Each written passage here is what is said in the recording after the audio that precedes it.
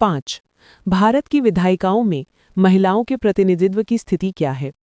भारत में महिलाओं का प्रतिनिधित्व विधायिकाओं यानी लोकसभा, राज्य विधानसभाओं और स्थानीय निकायों में अभी भी पुरुषों की तुलना में काफी कम है। नीचे इसकी स्थिति विस्तार से दी गई है। पहला, लोकसभा में महिलाओं का प्रतिनिधित्व। 1952 में पहली लोकसभा में केवल 22 महिलाएं यानी कुल का लगभग 4% ही थी। 2019 की लोकसभा यानी 17वीं लोकसभा में ये संख्या बढ़कर 78 महिलाएं यानी लगभग 14% हुई। ये बढ़ोतरी सकारात्मक है, पर समानता से अभी भी बहुत दूर है। दूसरा, राज्य की विधानसभाओं में महिलाओं की स्थिति। राज्यों की विधानसभाओं में महिलाओं का औसत प्रतिनिधित्व केवल 8 से 9% के आसपास है। कुछ राज्यों में स्थिति थोड़ी बेहतर है, जैसे पश्चिम बंगाल, बिहार, हरियाणा, पर अधिकांश राज्यों में बहुत कम महिलाएं विधायक हैं। तीसरा, स्थानीय निकायों यानी पंचायत व नगर निकायों में। संविधान के 73वें और 74वें संशोधन 1992 के बाद पंचायतों और नगरपालिकाओं में 1/3 सीटें महिलाओं के लिए आरक्षित की गई। आज कई स्थानों पर महिलाएं सरपंच, पार्षद और मेयर के रूप में सक्रिय भूमिका निभा रही हैं। चौथा, प्रस्तावित महिला आरक्षण विधेयक यानी विमेन्स रिजर्वेशन बिल। संसद में महिलाओं के लिए 33% आरक्षण देने का प्रस्ताव लंबे समय से लंबित था।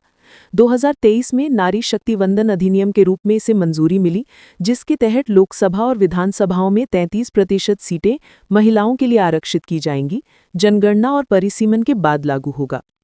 निष्कर्ष, हालांकि भारत में महिलाओं की भागीदारी धीरे धीरे बढ़ रही है, लेकिन समान प्रतिनिधित्व अभी भी प्राप्त नहीं हुआ है।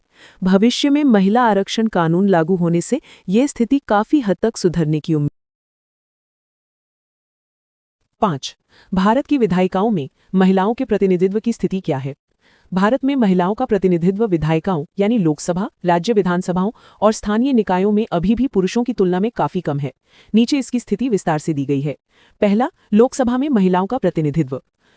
1952 में पहली लोकसभा में केवल 22 महिलाएं यानी कुल का लगभग 4% ही थी। 2019 की लोकसभा यानी 17वीं लोकसभा में ये संख्या बढ़कर 78 महिलाएं यानी लगभग 14% हुई। ये बढ़ोतरी सकारात्मक है, पर समानता से अभी भी बहुत दूर है। दूसरा, राज्य की विधानसभाओं में महिलाओं की स्थिति। राज्यों की विधानसभाओं में महिलाओं का औसत प्रतिनिधित्व केवल 8 से 9% के आसपास है। कुछ राज्यों में स्थिति थोड़ी बेहतर है, जैसे पश्चिम बंगाल, बिहार, हरियाणा, पर अधिकांश राज्यों में बहुत कम महिलाएं विधायक हैं। तीसरा, स्थानीय निकायों यानी पंचायत व नगर निकायों में।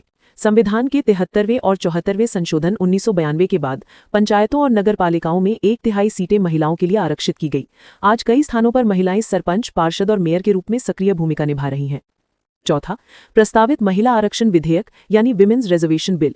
संसद में महिलाओं के लिए 33% आरक्षण देने का प्रस्ताव लंबे समय से लंबित था। 2023 में नारी शक्ति वंदन अधिनियम के रूप में इसे मंजूरी मिली, जिसके तहत लोकसभा और विधानसभाओं में 33% सीटें महिलाओं के लिए आरक्षित की जाएंगी। जनगणना और परिसीमन के बाद लागू होगा। निष्कर्ष, हालांकि भारत में महिलाओं की भागीदारी धीरे धीरे बढ़ रही है, लेकिन समान प्रतिनिधित्व अभी भी प्राप्त नहीं हुआ है।